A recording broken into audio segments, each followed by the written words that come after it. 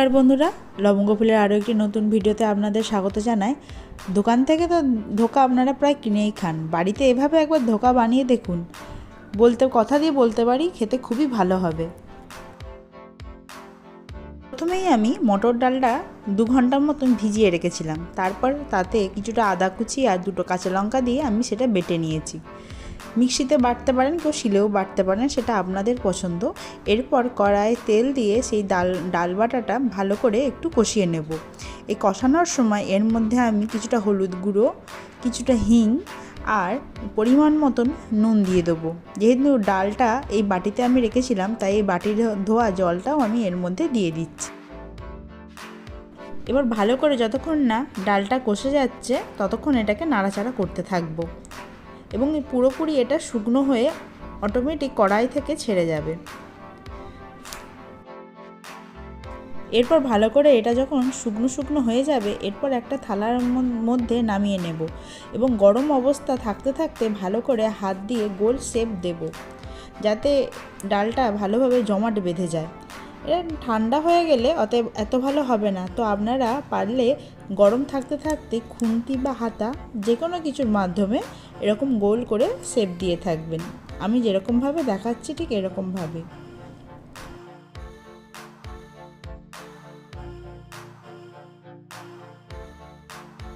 এরপর আপনাদের যেরকমভাবে পছন্দ সেরকম শেপ দিয়ে কেটে নেবেন। আমি এখানে কিউব করে এগুলো কেটেছিলাম। এরপর একটা বাটিতে কিছুটা বেসন আমি গুলে নিয়েছি। এই বেসনে ভরিয়ে ডোকাগুলোকে ভাজলে একটুও ভাঙবে না, সবকটাই গোটা গোটা থাকবে এবং আপনাদের এগুলো দুপিঠ উল্টে পাল্টে ভাজতেও কোনো অসুবিধা হবে না।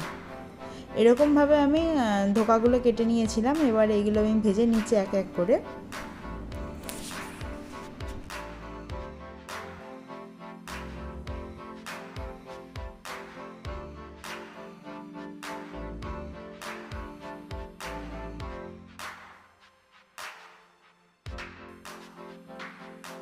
ধোকাগুলোও আমার ভালোভাবে ভাজা হয়ে গেছে। এরপরে আমি কড়াইয়ের মধ্যে গরম মশলা, শুকনো লঙ্কা আর কালো জিরে ফোড়ন দিয়ে দিলাম।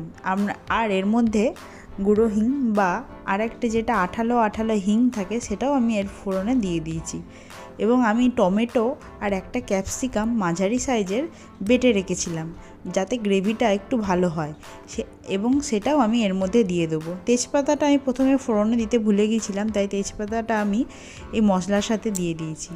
এরপর আমি এর মধ্যে হলুদ গুঁড়ো, ধনে গুঁড়ো, জিরে গুঁড়ো এবং সাথে পরিমাণ মতন নুন দিয়ে ভালোভাবে এটাকে কষিয়ে নেব।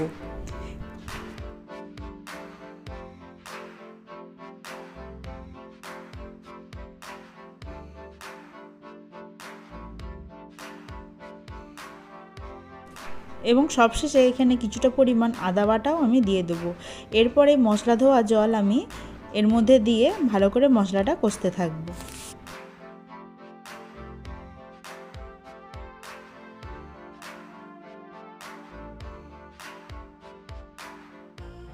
এরপর আপনারা এখানে পরিমাণ মতন বুঝে নুন আর পরিমাণ মতন সামান্য স্বাদের জন্য চিনি দিয়ে দেবেন।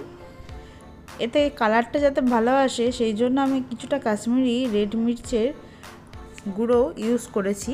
আপনারা পারলে অ্যাভয়েডও করতে পারেন, কোনো অসুবিধা নেই। দেখুন মশলাটা আমার ভালোভাবে কষানো হয়ে গেছে। এরপর আমি কিছুটা জল দিয়ে দিচ্ছি এর মধ্যে। যেহেতু এখানে ডাল যে পাত্রে রেখেছিলাম সেই পাত্র ধোয়া জলটাই আমি এর মধ্যে দিয়ে দিয়েছি। আপনারা পারলে গরম জলে ইউজ করতে পারেন। এরপর আমি ভেজে রাখা ধোকাগুলো এর মধ্যে দিয়ে দিলাম এবং ভালো করে এটা একবার ফুটিয়ে নেব।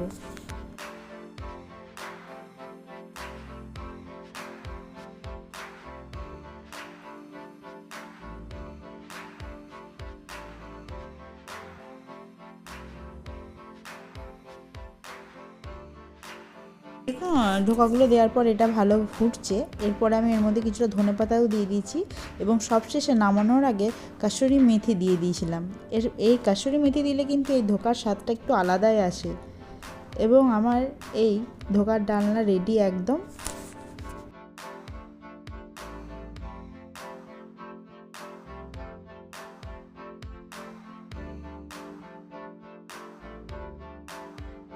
নিরামিষ রান্না খাওয়ার দিনগুলোতে এইরকমভাবে একবার ধোকার ডালনা বানিয়ে দেখুন, সত্যি বলছি খেতে অসাধারণ লাগবেন এবং এই রেসিপিটা আপনারা নিজের একবার ট্রাই করে আমাকে একবার অবশ্যই কমেন্টে জানাবেন।